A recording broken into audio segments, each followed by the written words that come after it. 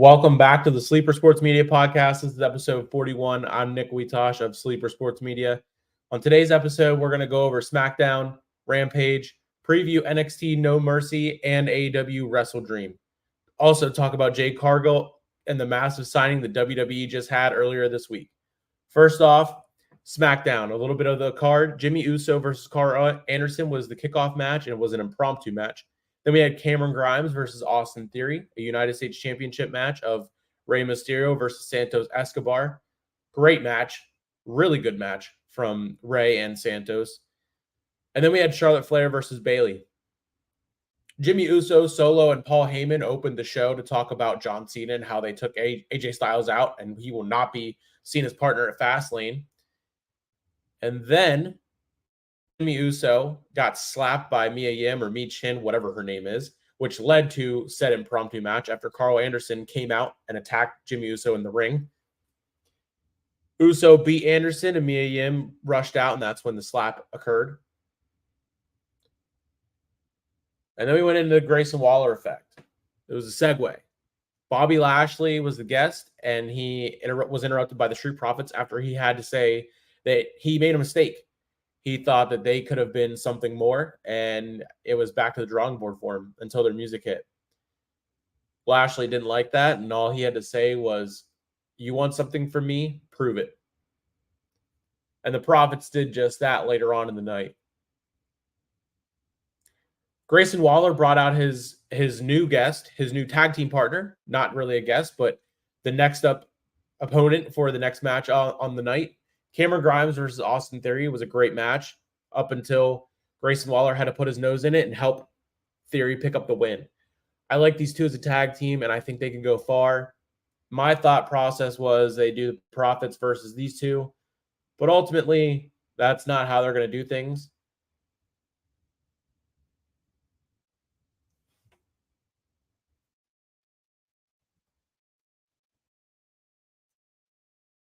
I like the two as a tag team, and they're undefeated. They could be an actual addition to the tag team division that, again, has been struggling, like the women's tag team division and the women's division. But we will get into that later.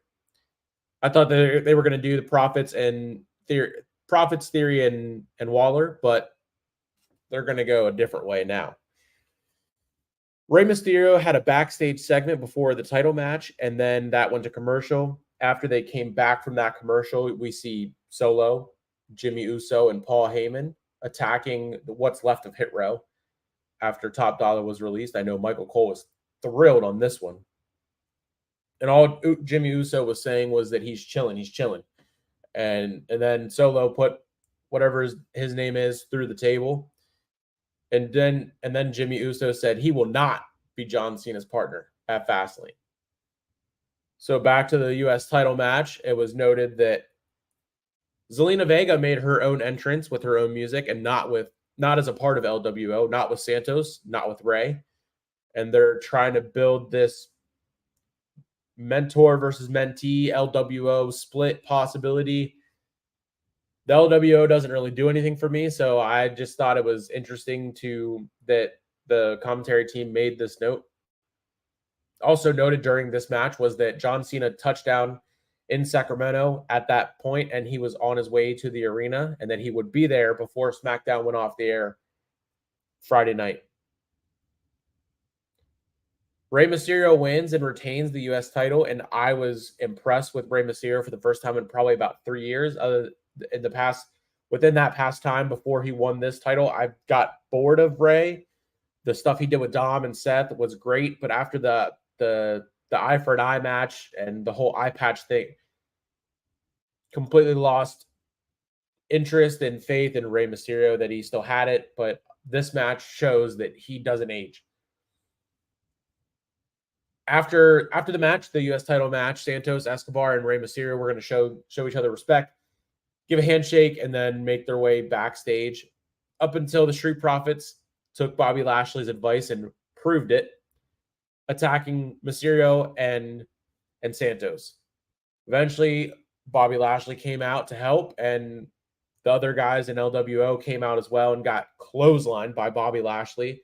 That would eventually lead to Rey Mysterio and Santos Escobar back in the medical area and challenging the Street Profits and the Almighty to a six-man tag match at Fastlane, which is finally another match that's been somewhat built, randomly built, but somewhat built, and added to the Fastlane card for next weekend on October 7th in Indianapolis. After this, the big news for the week of WWE, Jade Cargill had a video package talking about her signing with the company, and the video of her walking into the Performance Center for the first time is up to 20 million views as of Friday on SmackDown from Michael Cole and the commentary team.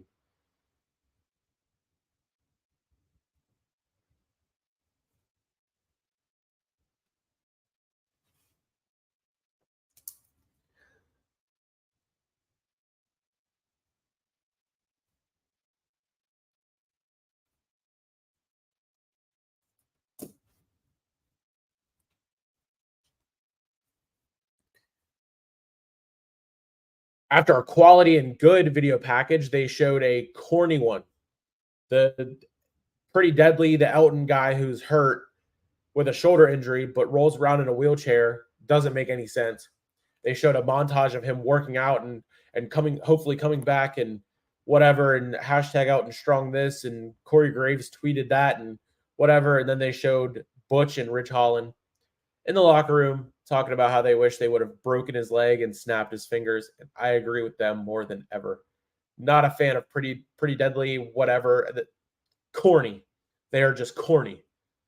This went into a match I was looking forward to. I look forward to any time any of the four horsewomen share ring. Charlotte Flair versus Bayley. And in dramatic fashion, Charlotte's music hit, her new music, which I'm not a fan of. It hit. She came out. She was wearing black and yellow gear, and I have never, ever been more of a fan of Charlotte Flair than I was last night, up until she beat Bayley. They advertised this. I got an email about the preview for SmackDown tonight, and Charlotte Flair was listed as the alpha female of WWE, and I agree with that 100%. And then on the broadcast, they listed her or called her the most decorated female superstar, and then they made a point of Bayley being the first female Grand Slam champion. The marquee would read, for me, the most decorated female superstar versus the first female Grand Slam champion. Two greats that have been doing this for a while. And honestly, Bayley deserves more than just being Io Sky's lackey and whatever. And before the match started, Charlotte Flair took the mic to say, Bayley, what happened to you? You're part of the four horsewomen, and now all of you become as okay sitting on the sideline to carry Io Sky's title. Bayley didn't like it, got in the ring. They had the match. Midway through the match, Michael Cole had some stuff to say.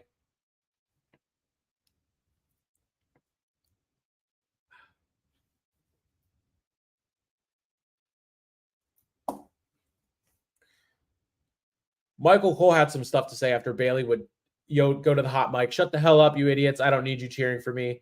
Cole would make a point to say she's always in a sour mood. And then Graves and KP would play into this Michael Cole-Bayley feud and situation.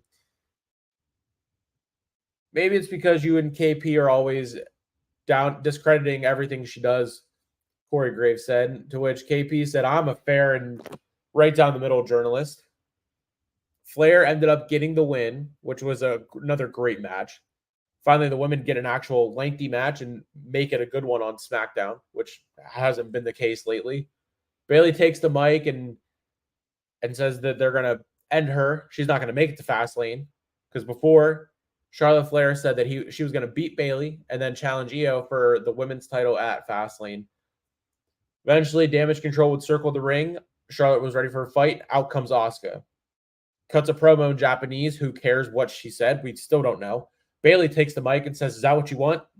And pretends that she knows what Asuka was saying.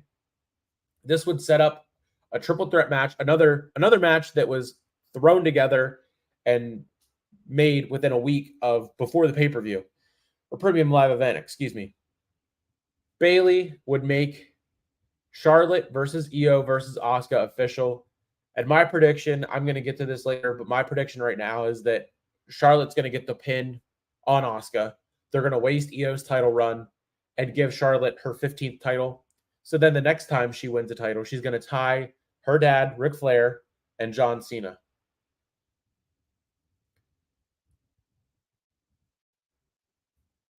Then we go into the main event segment. John Cena's seen walking into the arena. Not looking too happy, and makes a rush for the ring with a contract in his hand. Comes out and says a whole bunch of stuff, whatever, blah, blah, blah, bloodline this, bloodline that. Says that he's going to fight the bloodline, Solo Sikoa and Jimmy Uso, with Paul Heyman in a 2-on-1 handicap match at Fastlane. The bloodline came out, said he wasn't going to make it to Fastlane, throw the beat down on him, and then all of a sudden, LA Knight comes out,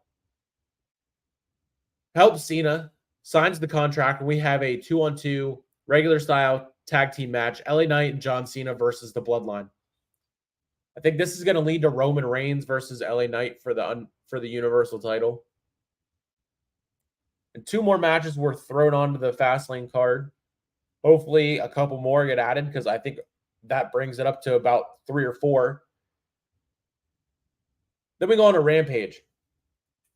Rampage was just all matches. I don't usually watch it, but I thought I'd give it a try. The AEW World Trios Championship, the Acclaimed and Daddy Ass Billy Gunn versus Hardys and Brother Zay, was a good match. The Acclaimed would retain. And now they will face DTMX on 0 Hour for WrestleDream, which is tomorrow. A lot of stuff that could happen tomorrow. Then we went into the New Japan Pro Wrestling Strong Openweight Championship, Eddie Kingston versus Rocky Romero. There's another good match. Eddie Kingston would retain via submission. And then we had the Righteous versus Gunner and Caleb Crush, which is a regular squash match, as the Righteous go into WrestleDream against MJF in a 2-on-1 handicap match for the ROH World Tag Team Championships, as Adam Cole is out and will need surgery on his ankle, which was awful. Just awful. Shattered in 3 different places, I believe Britt Baker's tweet said. Also on Twitter, someone said the Righteous was just like the Wyatt family. And I can see it, but I can also see how they're different. It's kind of corny, more corny than what the Wyatt family was. And I don't know. I guess I just don't watch ROH, but they're not bad. Their match was fairly decent, even though it was against 2 jobbers. So the Rampage main event, the winner will go on to face Saraya at Dynamite Title Tuesday on October 10th for the AEW Women's World Championship. Ruby Soho versus Shida. Shida would win to kind of delay that inevitable Outlaws head-to-head for the second time, Ruby and Saraya. We got a little collision preview. Andre versus Juice Robinson. The Gates of Agony versus Chris Jericho and Kenny Omega. We have a WrestleDream All-Star 8-man tag team match of FTR and the Blackpool Combat Club's Bryan Danielson and Wheeler Yuta versus Ricky Starks, Big Bill, and Aussie Open. Julia Hart will also be in action ahead of her TBS Championship match against Chris Statlander at WrestleDream. And then we got the Best Friends versus the Kingdom. Going into WrestleDream, the prediction and preview show officially, I think the match is done. We have 2 matches on 0 Hour. 6-man tag team match for the AEW World Trios Championship. The Acclaim versus TMDK. We have Nick Wayne and Luchasaurus. And then we get into the main card. Bryan Danielson versus Zack Sabre Jr. in a technical wrestler's dream match. Zack Sabre Jr. went on to say that Bryan Danielson already retired once in Seattle, and he's going to make him do it again, this time permanently.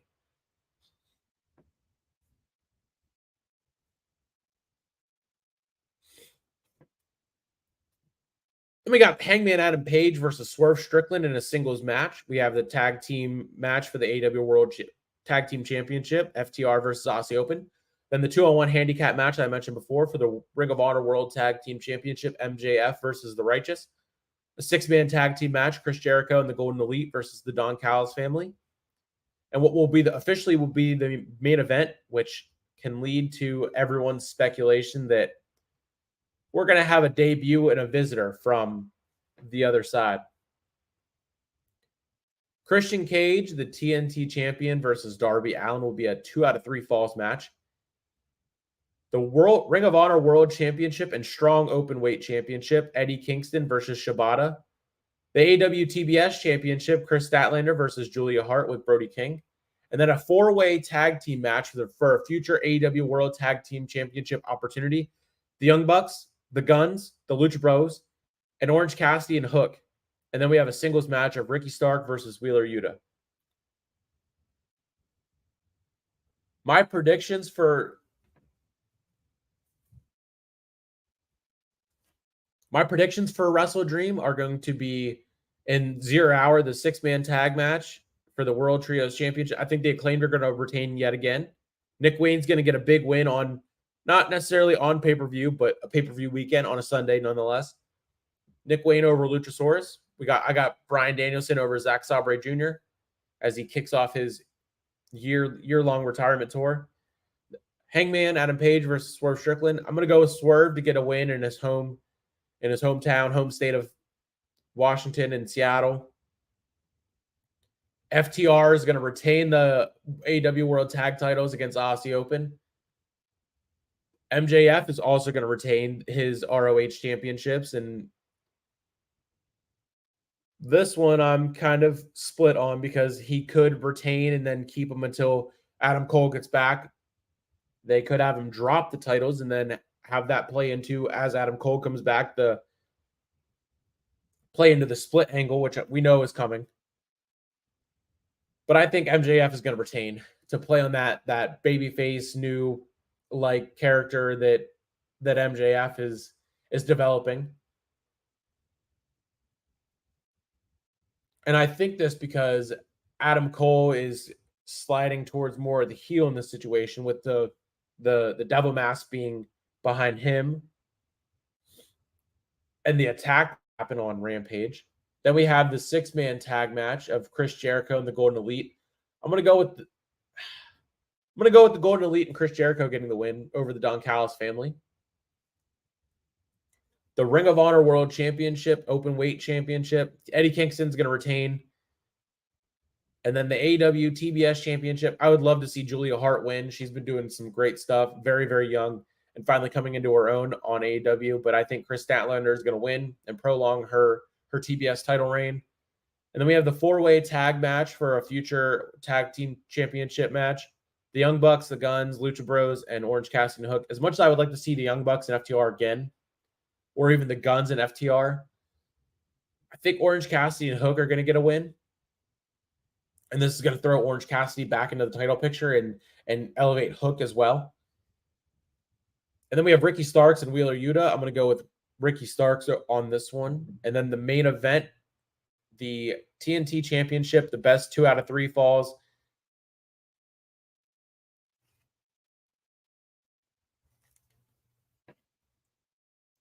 The main event of WrestleDream, the best 2 out of 3 falls match for the TNT Championship, Christian Cage and Darby Allin. I'm going to go with Christian Cage retaining with the help of a debuting in AEW Edge. Yes, I think Edge's contract expires tonight. No reason why he doesn't debut tomorrow, especially after Jake Cargo just signed with WWE, and they're doing like a trade situation essentially. But that is my WrestleDream predictions. On to tonight in about 30 minutes, NXT No Mercy. Singles match, Blair Davenport versus Kalani Jordan. I'm going to go with Blair Davenport. I don't know anyone in NXT. I don't watch NXT besides when Becky jumped down and won the women's title. And that's the only reason that I'm watching tonight. We have a British Rules round match for the NXT Heritage Cup. Noam Dar versus Butch. I'm going to go with Butch winning just because whenever I was at Smackdown earlier this month, he got a great pop along with Rich Holland. Then we have the NXT Championship, Carmelo Hayes versus Dragunov. I'm going to go with Carmelo Hayes retaining, but I could see him losing and then being brought up immediately to the main roster. We have a singles match, Braun Breaker versus Baron Corbin. I'm going to go with Braun Breaker. Although, same thing. If he loses, it could be a way to just bring him right to the main roster. And then they could really hit the pedal to the metal with new talent and just doing everything they can to show that the Endeavor takeover is not going to affect anything but only make it better. The NXT Women's Championship Extreme Rules match, Becky Lynch versus Tiffany Stratton. Picking Becky to retain and continuing to bring relevance to the NXT title. Not that it didn't have it before on the women's side. The NXT Women's Division is probably my favorite division for the women's side. I don't even watch NXT. Tiffany Stratton, she's great, has a great moonsault, just like Charlotte Flair, and I can't wait for her to be on the main roster and take on names like Charlotte Flair. Then we have the NXT North American Championship with Dragon Lee as a special guest referee. Dirty Dominic Mysterio against Trick Williams. I'm loving this Dirty Dom stuff. I'm loving Dom without Rhea. Dom is beating the he can't wrestle talk. Sorry, Keenan. I know you think he sucks and he's a channel changer, whatever, but he's good. He's coming into his own and he's getting a chance to be more than just Rey Mysterio's son. Then we have a fatal four-way tag team match for the NXT Tag Team Championship. The Family versus OTM versus the Creed Brothers versus Carrillo and Garza. I don't care about this match one bit or the other. The Creed Brothers can win. I would be okay with that. They're my pick. And this has officially been episode 41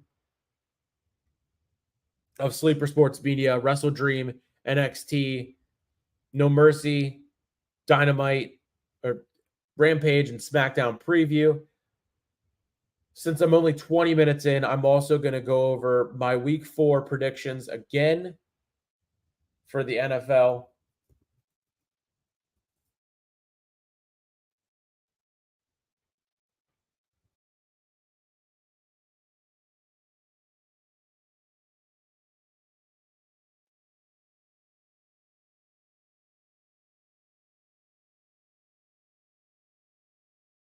I'm also going to go over some NFL predictions and how I'm doing so far on this year since I've been falling behind. All I've been doing is getting a video out. But week 1, I went 8-8. I got the opening night. I called the Lions beating the Chiefs, going into Arrowhead and beating the Chiefs. I was saying that 2 months out. I have a friend at work that's a Chiefs fan. Told him from the started training camp, started preseason, the Lions are going to win. These are the brand new Lions. So 1-0 on that one. Took Carolina. Then I got off to a rocky start. Finished week 1 8-8. Going on to week 2, the primetime games. The primetime games, I did fairly well in week 1. I went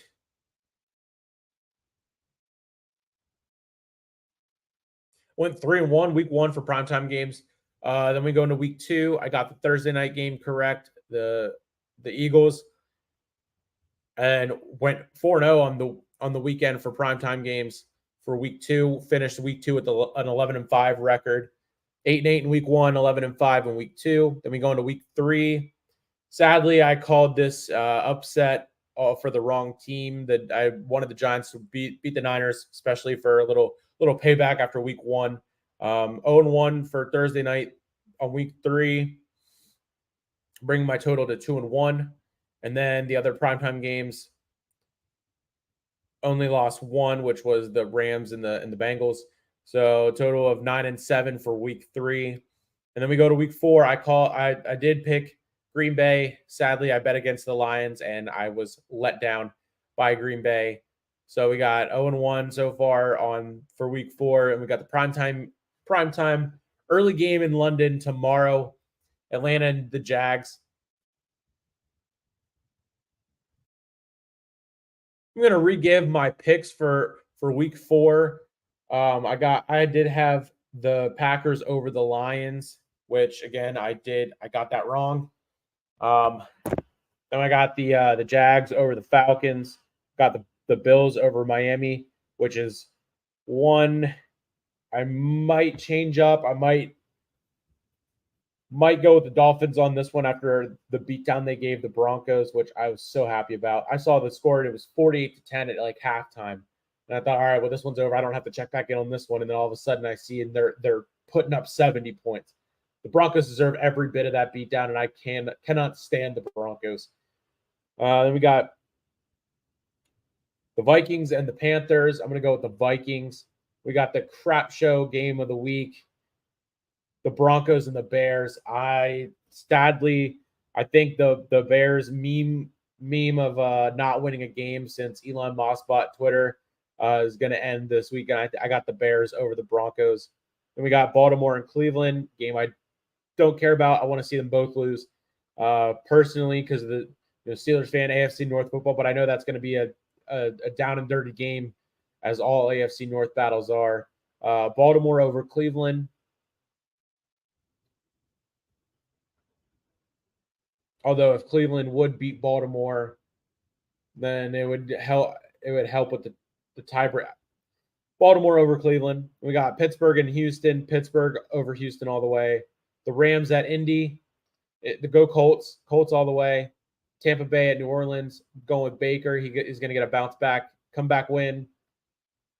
Washington and Philly. Going to go with Philly. Cincinnati at Tennessee. Tennessee.